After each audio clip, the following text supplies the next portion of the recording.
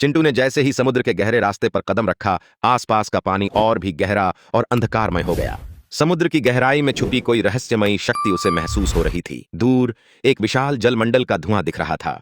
वह आगे बढ़ा और जलमंडल के अंदर उसकी आंखों के सामने एक प्राचीन मंदिर उभरा। कभी इस मंदिर में कोई नहीं आया था, लेकिन आज चिंटू यहाँ था और उसे जाना था कि यह मंदिर क्यों बनवाया गया था। तभी एक आवाज आई, तुम आ चुके हो चिंटू, अब तुम्हें यहाँ एक सवाल का उत्तर देना होगा। क्या है? समुद्र की गहराई या इसके ऊपर की हवा? चिंटू ने सोचा, समुद्र की गहराई तो रहस्यमयी है, लेकिन हवा से ज्यादा कुछ भी महत्वपूर्ण नहीं हो सकता। उसने उत्तर दिया, हवा। आखिरकार मंदिर का दरवाजा खुला और अंदर का रास्ता उसे एक नई चुनौती की ओर ले गया।